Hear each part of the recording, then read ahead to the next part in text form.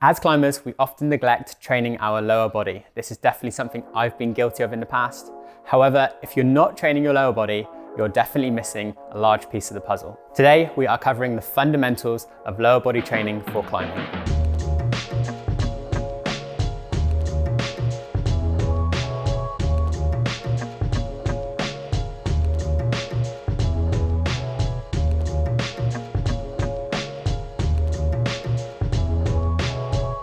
To help us today run through training for the lower body, I've got Jen with us, and as an international competition climber, Jen knows a thing or two about training power and explosive strength of the lower body. So Jen, can you start us off by talking us through the main purposes of lower body training? Yeah, so the main 3 reasons why we train lower body is to maintain tension on a wall, to transfer our weight over our feet, or for an explosive movement. Today we're going to cover 3 categories of lower body training, so strength training, power and plyometric training, and then on the wall training.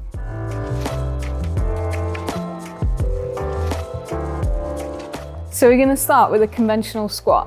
So this serves a purpose for most climbers as it's a compound movement, so it trains our hips, knees and ankles.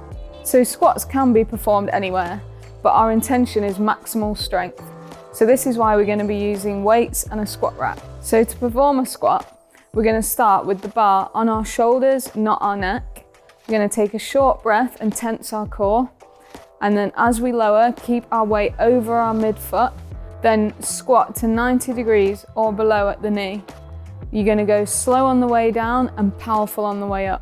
There are loads of other exercises for training lower body strength, such as pistol squats for training that really deep range of motion, Cossack squats, which might help your flexibility, or lunges, for example. However, we feel that conventional squats are a great place to start and really master this basic movement. We'll often use the conventional squat in the lead up to more powerful or velocity-based training, as strength should be your prerequisite to powerful movement. As Jen said, the intention of this exercise is building maximal strength. So we're working in a slightly lower rep range of 3 to 5 repetitions, and with that, 4 to 5 sets. The intensity or amount of weight used in this exercise should be dictated by your rep range, somewhere around 90% of your maximum effort. However, if this exercise is new to you and you're learning the movement, keep the intensity much lower and you can build up over time.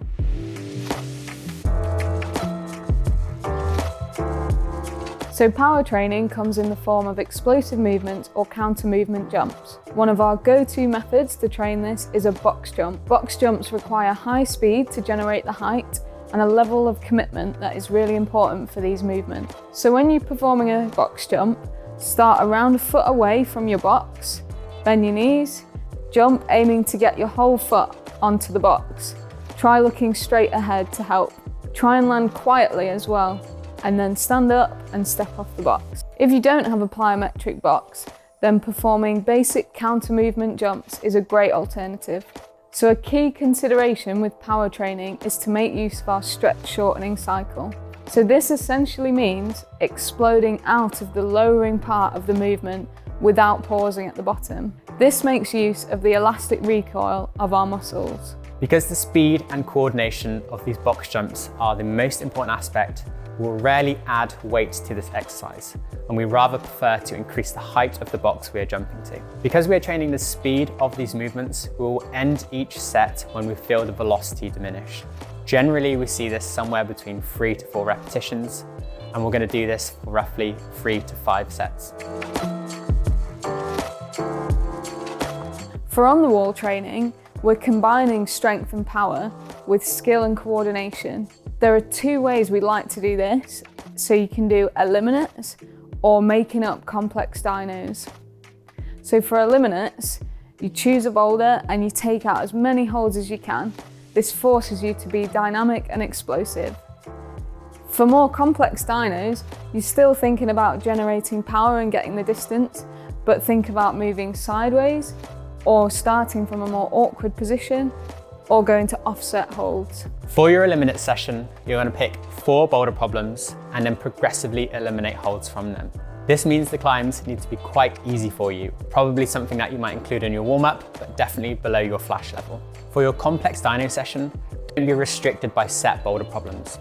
Get creative and find new positions with a variety of holds on the wall. For this session, set 4 complex dynos.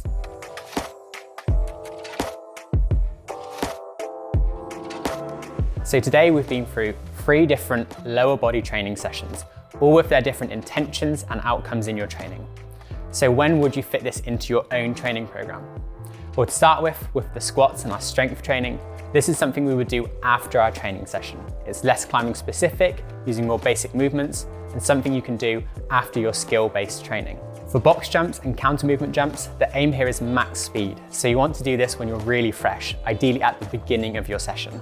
This can also help potentiate the strength, meaning you carry through more powerful movements into your climbing session. Your skill-based sessions, such as your eliminates and complex dynos, these should be done at the beginning of your climbing sessions, after your warm-up, of course. When we're considering the frequency of your strength or power-based conditioning sessions, such as your squats and your box jumps, these are going to be performed roughly once to twice a week.